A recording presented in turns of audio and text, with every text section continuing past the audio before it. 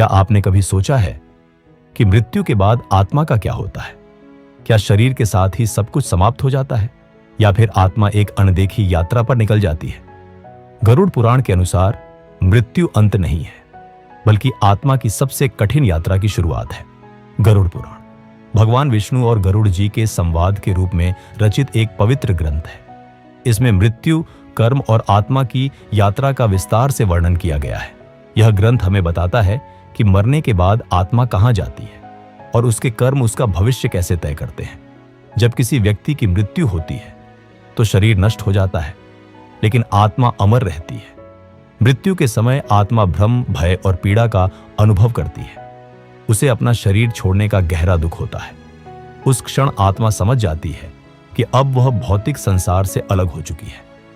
गरुड़ पुराण के अनुसार मृत्यु के बाद आत्मा 13 दिनों तक पृथ्वी के आसपास भटकती रहती है। वह अपने घर, अपने प्रियजनों और अपने शरीर को देखती है, लेकिन किसी से बात नहीं कर पाती। इसी कारण पिंडदान, 13वीं और श्राद्ध जैसे कर्म किए जाते हैं, ताकि आत्मा को शांति मिले और उसकी आगे की यात्रा सरल हो। 13 दिनों के बाद यमदूत आत्मा को यमलोक की ओर ले जाते हैं। यह यात्रा आसान नहीं होती। गरुड़ पुराण के अनुसार आत्मा को 86,000 योजन की दूरी तय करनी पड़ती है, जो लगभग 47 दिनों की यात्रा होती है।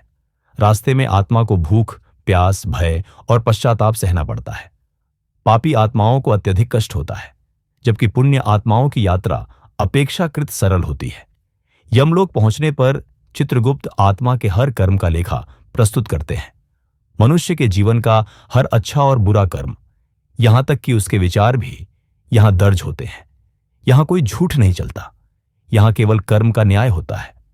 यदि आत्मा ने पाप किए हों तो उसे विभिन्न नरकों में भेजा जाता है, और यदि आत्मा पुण्यात्मा हो तो उसे स्वर्ग लोक की प्राप्ति होती है। जब कर्मों का फल समाप्त हो जाता है तो आत्मा पुनः धरती पर नए शरीर के साथ जन्म लेती है। यही है पुनर्जन्म का चक्र। जो व्यक्ति धर्म, सत्य और भक्ति के मार्ग पर चलता है, जो अहंकार और मोह से मुक्त होता है और भगवान विष्णु का स्मरण करता है, उसे मोक्ष प्राप्त होता है। मोक्ष का अर्थ है जन्म और मृत्यु के चक्र से पूर्ण मुक्ति। गरुड़ पुराण हमें सिखाता है कि मृत्यु निश्चित है, लेकिन कर्म हमारे हाथ में है, क्योंकि मृत्यु के बाद आत्मा के साथ केवल उसके कर्म ही जाते हैं। इसलिए अच्छा सोचिए, अच्छा करिए और किसी को दुख मत दीजिए। यदि आपको यह ज्ञानवर्धक कथा अच्छी लगी हो तो वीडियो को लाइक और शेयर जरूर करें। चैनल को सब्सक्राइब करें